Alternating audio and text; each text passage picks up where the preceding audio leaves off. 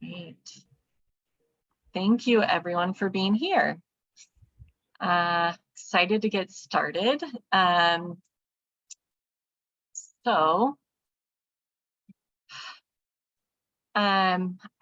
would like to call this meeting to order. Alex, will you do roll call?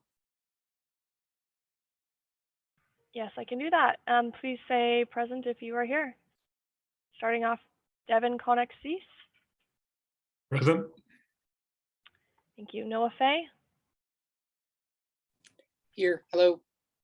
Hey, Noah. Okay, Eddie Matlock Mahone. Present. Martha Linder.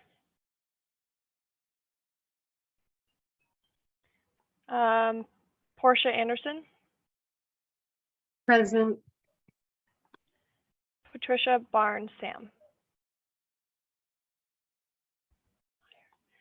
Antoinette Lambert. Present. Patricia is present. Oh, hey, Patricia. Elliot Hart. Present. Oh, thank you, Antoinette. Elliot's present. Great. Kelsey Beckmeyer. Present. Galena White. Jaja Floyd. Kenyatta Carol Hillman. Present. Awesome. Sherry Tillman. Present. Great. Okay, with 10 members present and 3 absent, we do have quorum. Fantastic. Thank you, Alex. I just want to ground us a little bit before we come into this space. So I'll start with our theory of change. The King County Regional Homelessness Authority theory of change is really grounded in equity and justice, and recognizing that all people most affected by the problem have the greatest insight into solutions, and a targeted universal approach, which holds that if we design systems to meet the needs of the most marginalized, then everybody in our continuum will benefit. So I just kind of want to put that at the forefront. And I'm going to pass it to Martin Farrell, who is going to talk about do the land acknowledgement.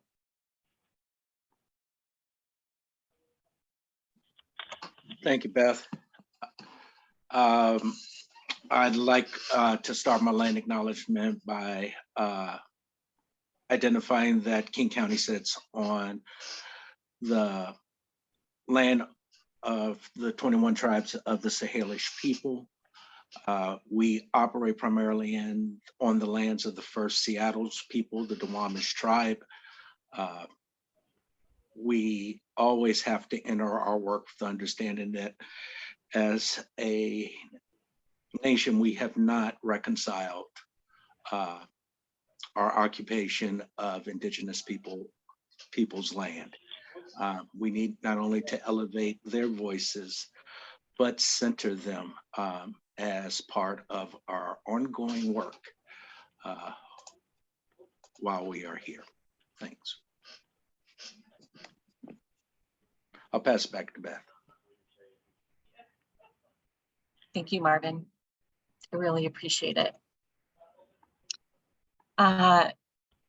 Next on our agenda is introductions. I want to take a moment. You all met me kind of in November. This committee did. I know a few faces in here as well. But I would love to take a moment just to introduce myself, as well as hear from all of you just about who you are. And I'm going to put in the chat kind of the prompt here, if I can, which is, all right. So I'd love to everyone just to introduce themselves, say their pronouns, and define your work or role within the homelessness space. And one impact you'd like to see this continuum achieve as it relates to coordinated entry.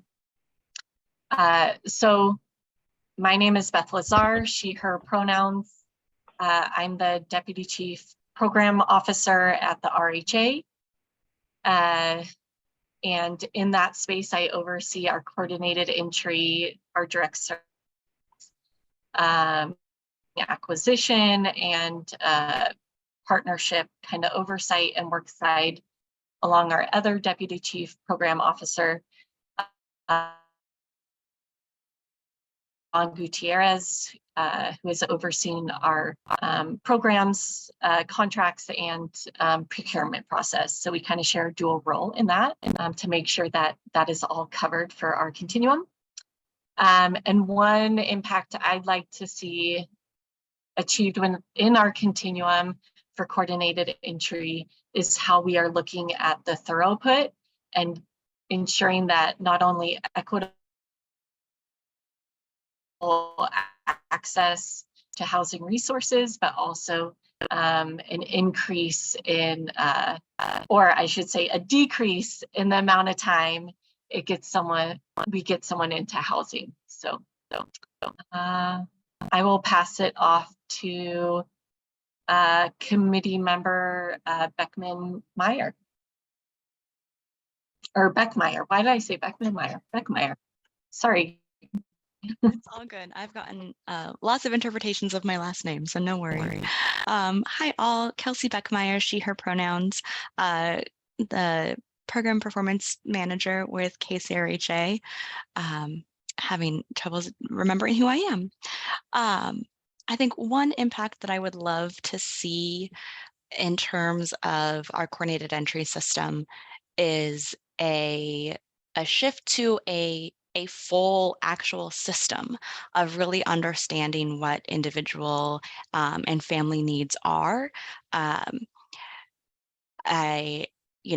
think in the iteration of coordinated entry that we have had in the recent past has really focused on being a referral system or a referral process. And I think that there are mechanisms within our homeless response system that have not been a part of like a coordinated entry system to fully understand how to get folks connected to what they need in a way that is fully effective in understanding the nuances of various households.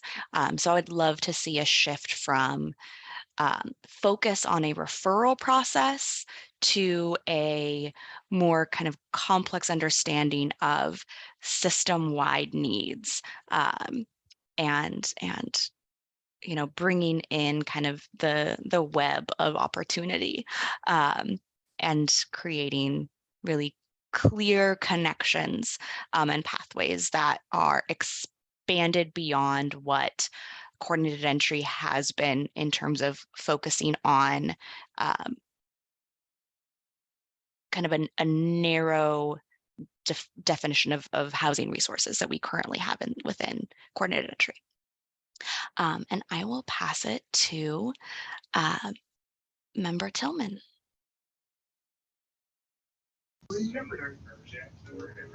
Thank you. I had a feeling you were going to do that. My name is Sherry Tillman. Excuse me. She, her pronouns. And I am the director of the call center for Mary's Place, which is contracted through King County as well for the intake line. So I'm in the office, and also member of the board, taking of care. I just want to make sure that there is consistency. I have some kind of little trauma around experiencing with coordinating entry in the past and never got a call back when I was homeless. And then when I could afford like one night, they did that checkup call, and then I had to get off and get right back on the list with me and my 5 kids at the time.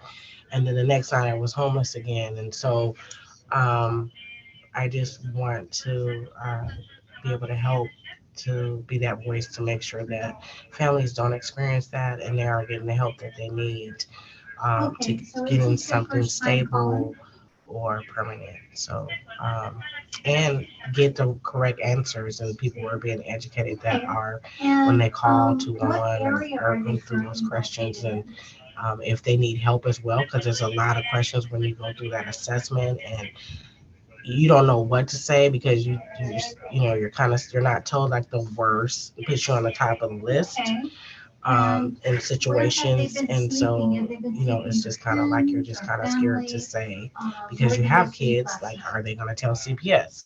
So, yeah, that's just my voice on that.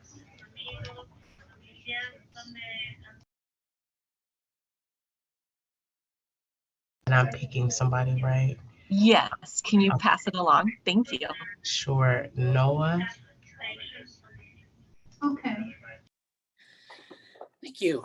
Hi, everybody. My name is Noah Fay. I use he, him pronouns. I'm the Senior Housing Director at DESC in Seattle. I am honored to be part of this committee. I think I agree with what's been shared. But to build on that, my priority for seeing what future state of this system could be would be to really ensure that we are prioritizing the needs of the highest needs people in our community and doing that with nuance and sophistication, and ensuring we're matching people with high service needs to programs that are designed explicitly to meet those needs. And that's something that I think is easier said than done, but would love to see a commitment to make that happen with this group and work towards that. I'm going to throw to Eddie. Hey, everybody. Eddie Matlock Mahon, he, him, his pronouns. I am Special Projects Division Director with Coordinated Care Agency, formerly CCS.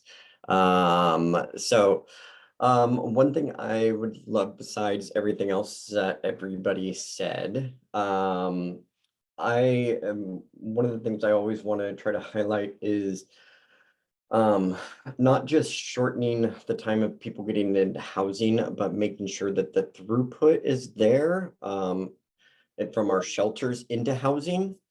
Not saying that people shouldn't go straight from the streets into housing, but making sure that we also keep in mind that we're not bypassing people who are in shelter as well. So making sure there's that equal access, and that our inflow is a lot higher into shelters than the outflow. So and I will pass it to Mr. Hart. Thanks, Eddie. My brain is coursing with cold medication today, so I'm going to try to string a coherent thought together. My name's Elliot Hart. I'm the Director of Rental Office and Compliance at Plymouth Housing. I use he, him pronouns. It is not a creative title. I oversee those two teams within Plymouth, the rental office or leasing office, and then the compliance department, who's overseeing our regulatory agreements. I think a lot of what you guys are touching on is exactly what I want to see as well.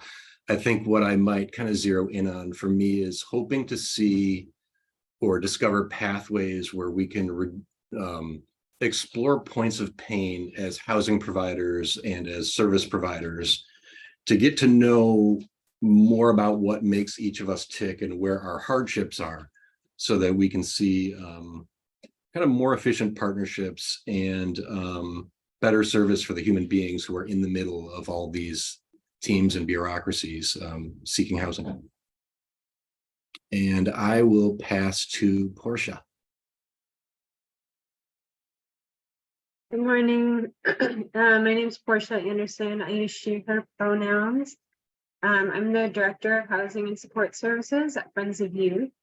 And I think a more responsive, like adaptable, person-centered system is what I'd love to see come out of this. As someone who works in the youth space, I see the situations that youth face often aren't well captured or represented in our system. Their experiences are unique to how youth may experience homelessness. Looks very different from some of the families. I've worked in the family space before, and then also with our single adult population. It just really varies, and sometimes we come across situations where their experience isn't well captured or well represented, and then it, you know, what their needs aren't necessarily being met well. I will pass it over to Devin. Thanks, Portia. Good morning, everyone. I'm Devin Koenig-Cease. I use he, him pronouns.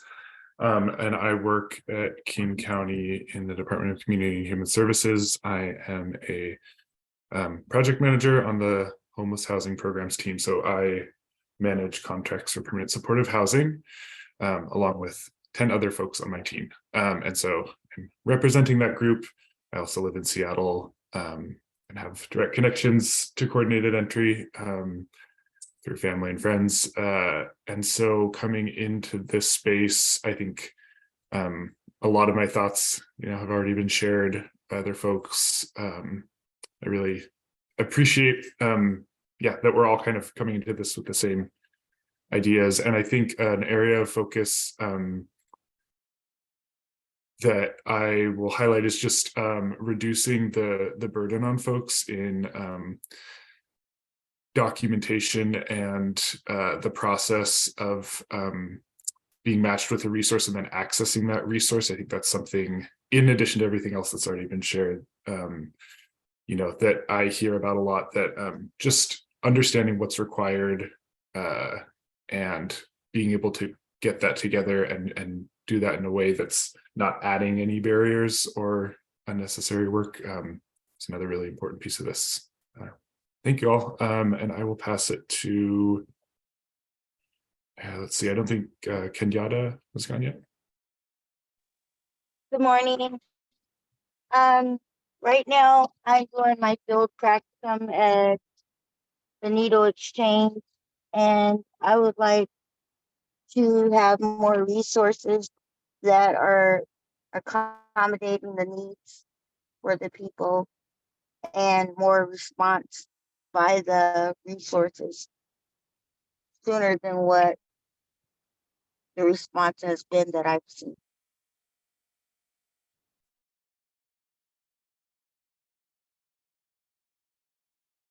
Thank you.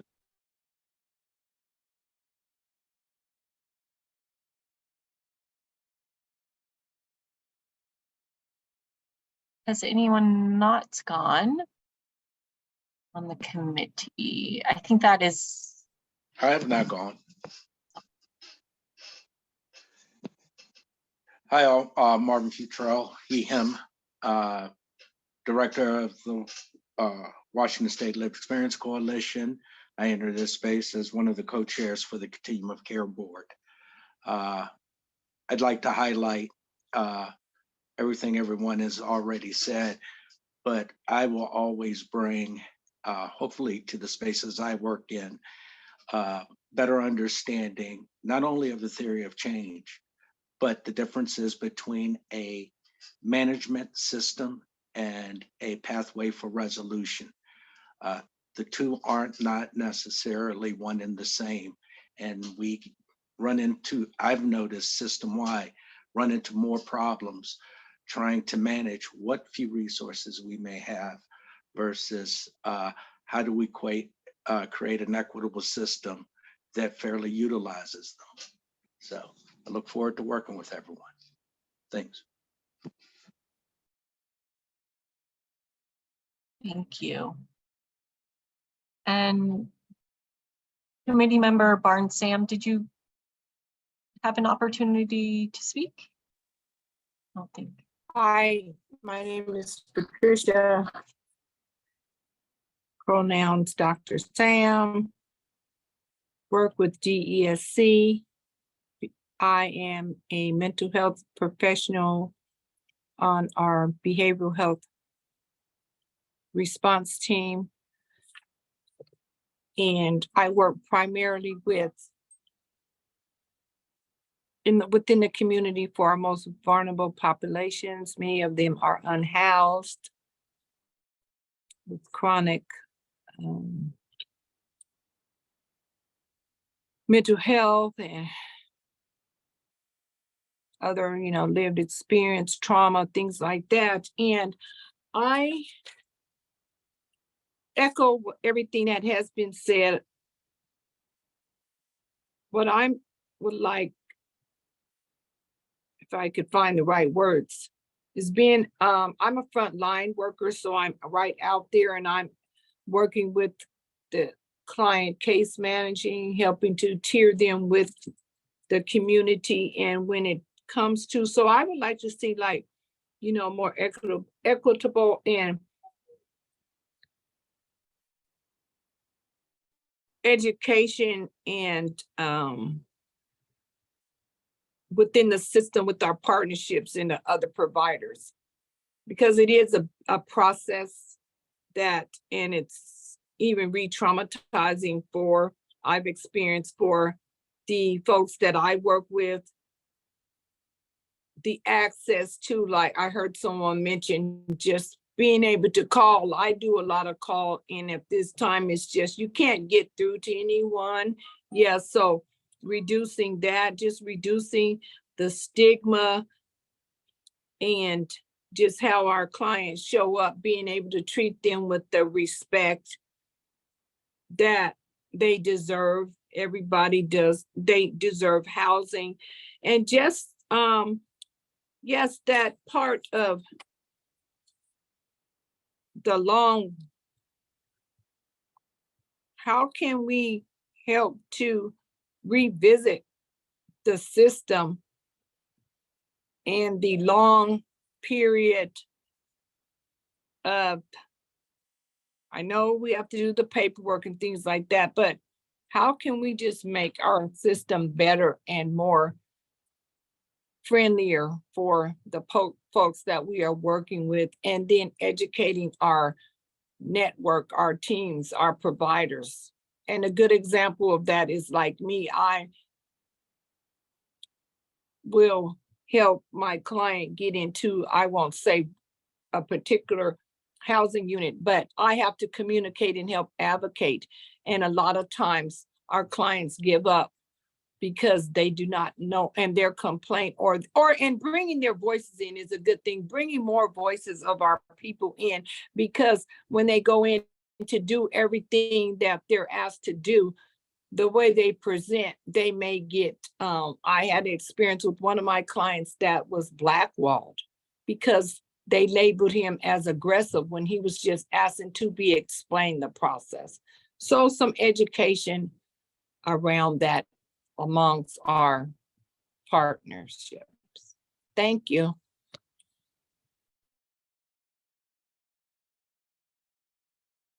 Thank you, and thank you all. I really appreciate this feedback, and it shows just the vast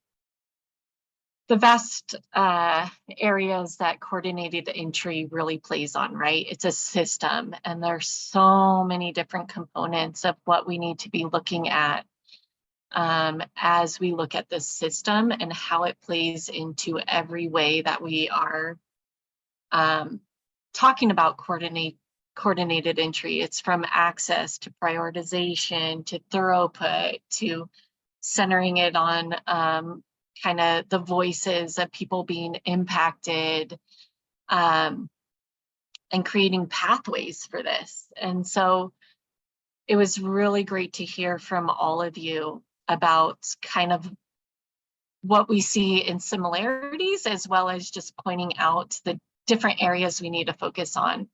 So I really appreciate kind of that feedback.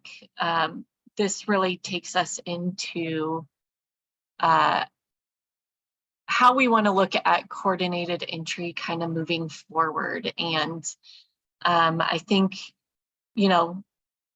all of these aspects are so important, and I kind of want to talk to this committee to understand what we can tackle first. What are some of the things there, because it's a lot to do, right? It's hard to make change with everything in front of us. And so what incremental changes can we make, and how can we use data, whether that's qualitative or quantitative, to create some transparency in our operations, what topics should we be focusing on to elevate to our COC board? And how can we engage our partners and those with lived experience to create this change, right? And so I'd love to refocus us and reground us in what do we see as the most important things right now?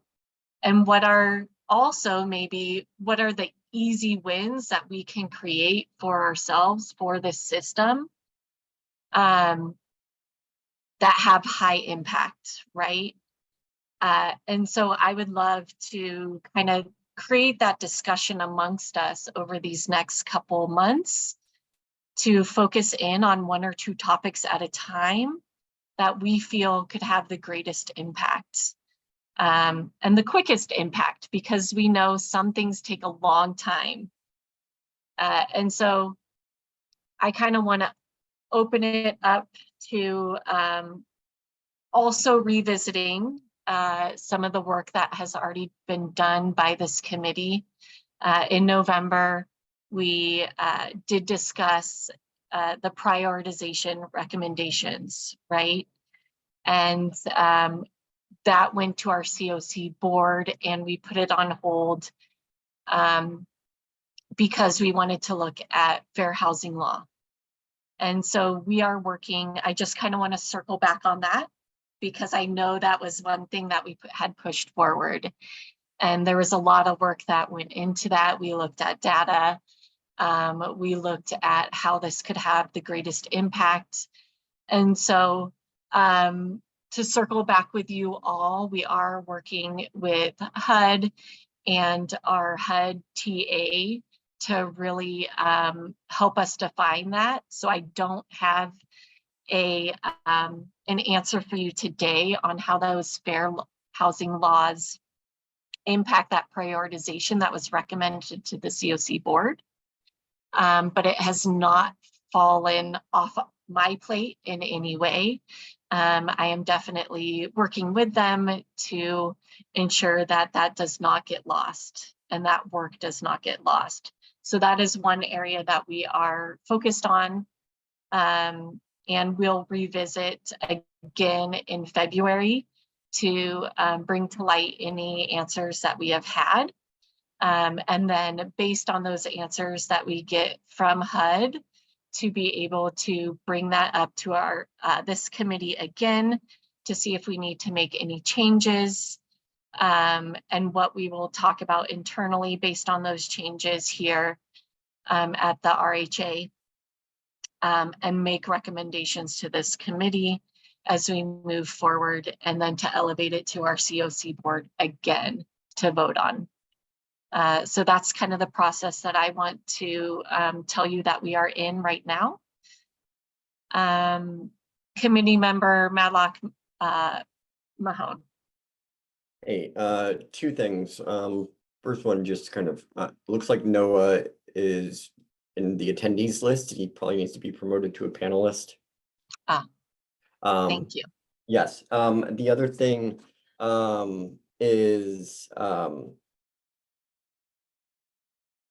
unless I missed it, I wish that information would have come out to us because I don't attend that meeting. Maybe that should come back out to us because I was taking that information as assuming that the feeling I got from our last meeting was that it was going to be supported and passed type of a thing. That was kind of my feeling. And so I started to send that messaging out across my agency around, hey, here's this new prioritization method that is probably started. And so people have been using that. So are we currently then, are we still just using length of time, sheltered versus unsheltered and DV? We are currently using the same process as before, yes. So we have not made any changes based on that. And thank you for that feedback. I definitely, that is a missed opportunity on our end, and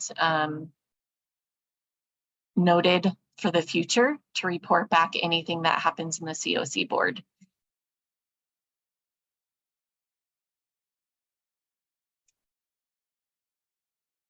Thank you.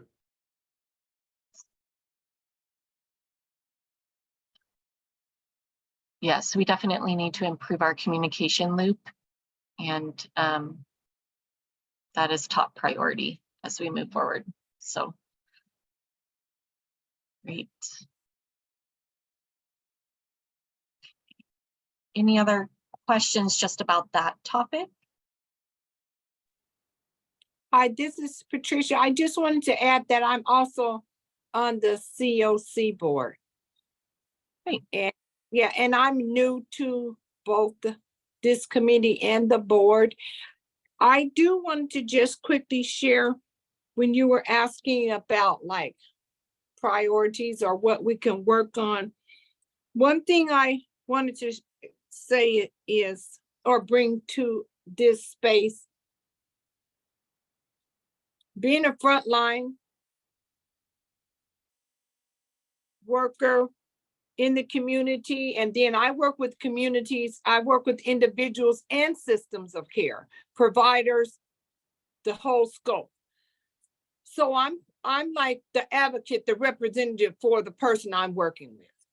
They bring me this and I try to help them. And a lot of times our clients and the folks we work with, they are capable, they know their story, and they have a lot of strength. And the autonomy is that they can do it.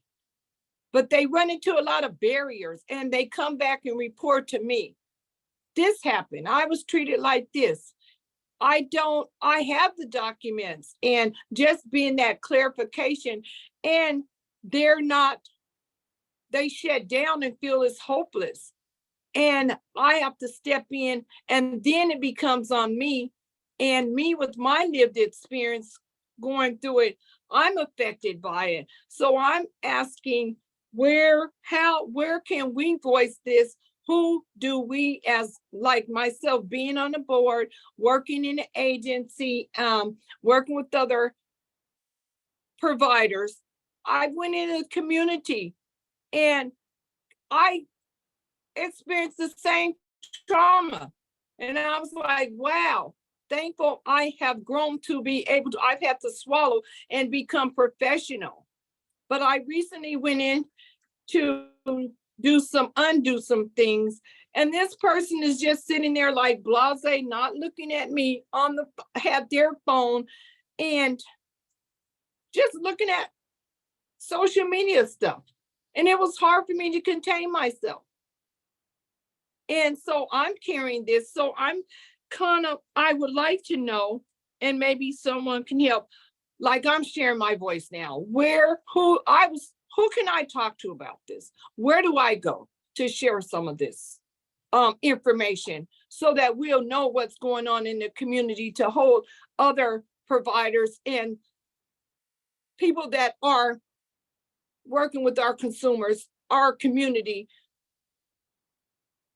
so that they can be accountable to share this information. It needs to be known. And so in this space, when I come to my COC board and like this CE board, I am sharing not just me, but I'm sharing on behalf of advocate for my community. I'm bringing that lived experience in, and hopefully I can get you all to like feel and help to see what we can do or come up with solutions. Thank you for letting me share that. Yes, well, thank you for sharing that. I think this is the perfect space to be sharing that and to be elevating those voices and those barriers that you are seeing on the front lines. And, you know, this kind of goes into one of our next topics is talking about the roles and responsibilities of this committee, is to be able to bring in those experiences of your work, as well as the lived experience of people who are affected into this space as we problem solve through some of the gaps that we're seeing within coordinated entry. And so as we come together as a committee, I did hear a lot of gaps that we're seeing from either the paperwork the education of not explaining the process. Like how can we create these wins that aren't just for an agency, right? But really for the people that we serve.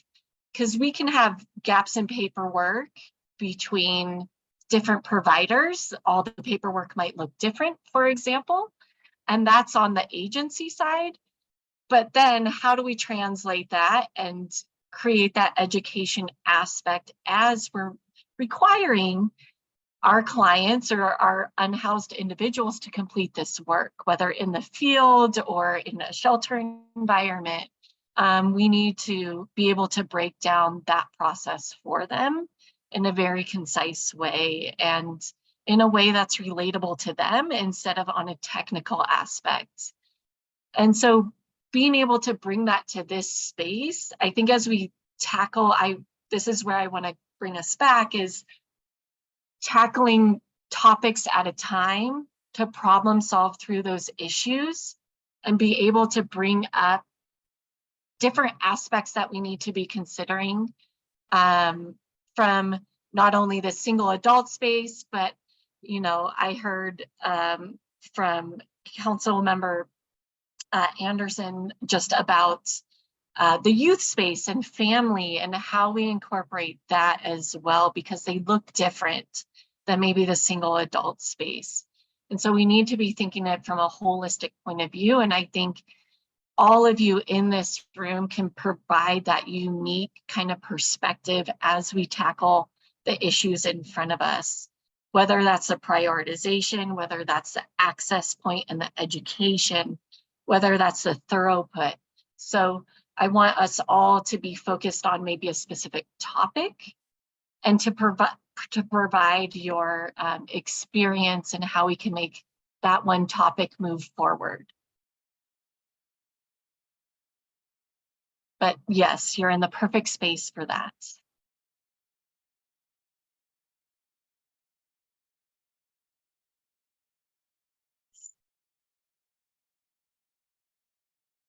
So I apologize for the delay in the startup of our meeting. I think that makes us cut this a little bit shorter than what I had hoped. One of my goals was to really create a space of what specific, you know, 2 or 3 topics that might be, as we heard from everyone in this room, 2 or 3 topics that might be the most important for us to focus in on first. And I kind of want to, you know, I'm looking at Council Member Sam and just seeing the like, that's a big topic, right? Like we could go back and forth about a lot of things here. And so I want to give everyone maybe some homework for our next meeting, is to come with 2 to 3 topics that you feel are the most important that we should tackle right away as we look at our system. So 2 to 3 topics, and also rate those on what could be like the low-hanging fruit, what could be the easiest to tackle, and maybe something that might be really hard to tackle and take us a year, because we know some of that is needed, right? Like if we're looking at paperwork and everyone having the same paperwork, that's going to take a lot of collaboration with all of our nonprofits, our public housing authorities. Like that's going to take a moment. And so while it's important, all of it is important, let's talk about that in this space. So I would love everyone to come with 2 to 3 topics that we think we could tackle in this next year, and discuss those as a group.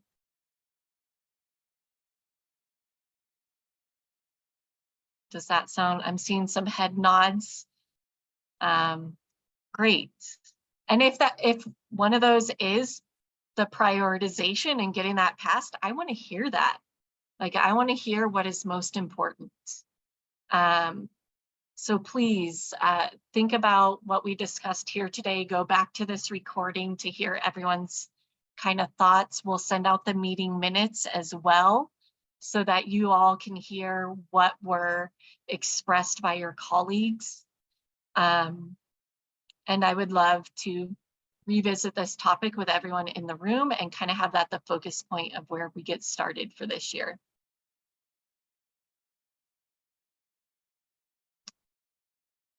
Great.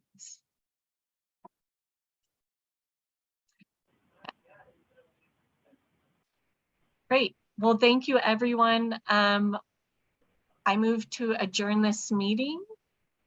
Can I get a second? I'll second. Great.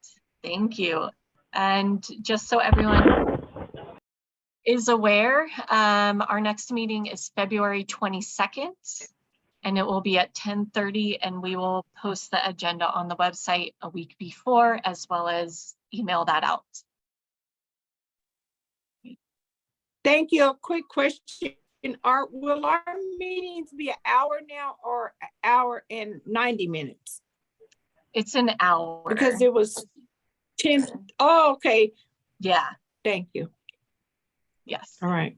Also for future, I'm going to just create panelist links for everybody as we had some difficulties with Zoom this time around. So if you have any difficulties next time getting into the meeting, please just ping me, email me, call me, so I can make sure that everyone has the opportunity to join. Thanks. And before we all leave, I would like to share a quick success. This person that I've been working with for the past 90 days, it was a lot of work. Thank you for letting me share. And guess what? Tomorrow we have an appointment. They will be signing the lease and having keys to home. And I'm so excited. It's a lot of hard work, but yes. So that's good work. Thank you. Fantastic. I love those Congrats. success stories. Keep them coming. Thank you all. Have a good day, everybody. Thank you, All everybody. Thank right. you. Thanks all. Have a Bye. good day. Have a great day. Yes. Enjoy football this weekend. Woo! It's football. Bye, everybody. Bye-bye.